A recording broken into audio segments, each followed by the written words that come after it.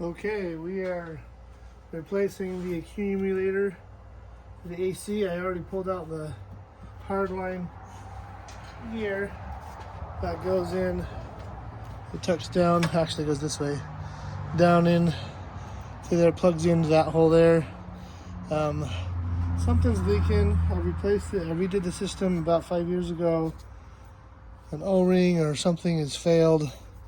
So we're going to take a little more extensive approach this time. Replace a few hard lines. I'm going to replace the accumulator, which I've started taking off. I believe that's what it's called, is the accumulator. That's what they call it on home HVAC systems. So one of those.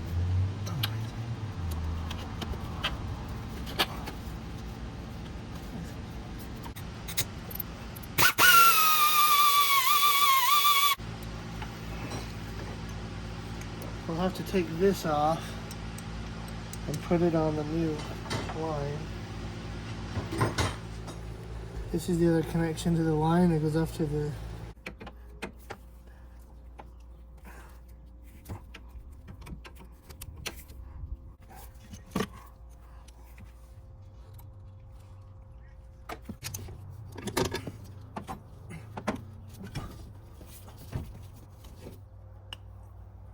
back of this. There's these rubber O-rings in the back of the pump. So those are the O-rings that go in the back of the pump. And I want to put new ones of those in there. Our black regular O-rings, but the other ones, the green ones, are actually come with the hoses that I got. The green ones are a different type of material. This is the orifice tube. Well, that's the hole where the orifice tube goes. And the fluid goes that way. So we're going to push air in this hole and hopefully evacuate.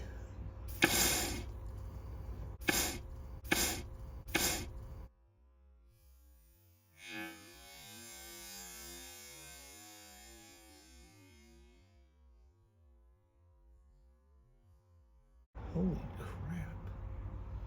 I did not expect to see all that.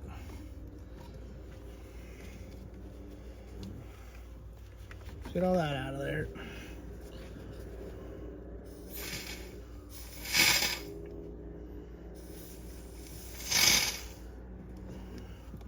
This is the brand new orifice tube. How these work is when the refrigerant passes through, it goes through this filter section through a really small orifice, and the gases continue on through it, expanding quickly. That's what creates the cold. That goes right here. Very carefully push that all the way down. There it goes. You can feel it seat down in there. We need to remove this sensor, the accumulator.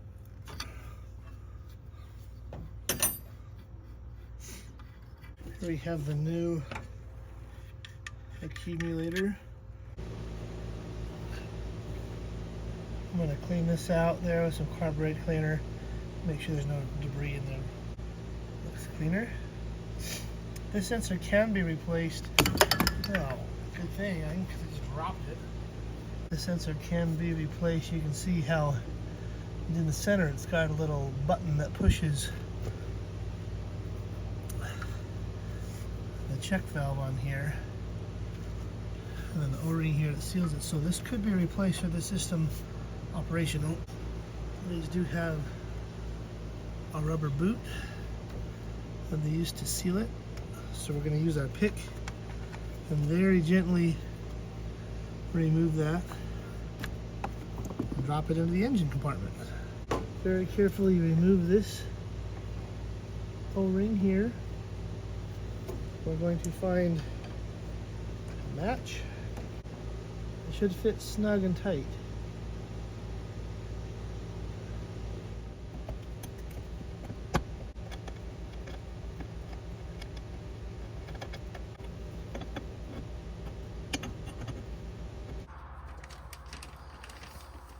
Okay, we're gonna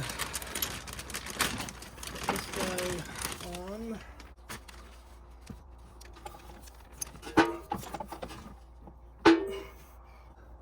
Get your bolt in there. Okay, I looked it up. From what I could find, it said a range between 17 to 23 foot-pounds. I was guessing around that. I was gonna say 20, so that is actually what I'm going for, is 20. It does have those O-rings in there.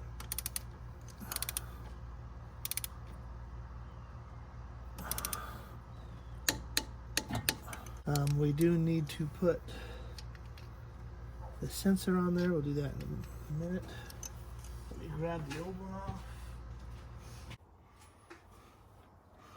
Alright, put this guy on there. This doesn't need to be very extremely tight because it does have an O-ring on there. Make sure you put your wire connector on there, the correct orientation.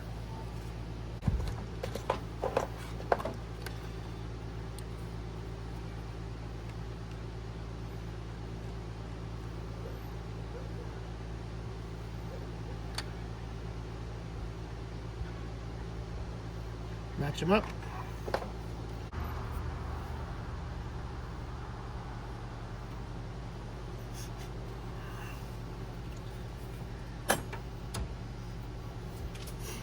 Now, one thing you're going to want to do is bear in mind you're going to have to get to this port here.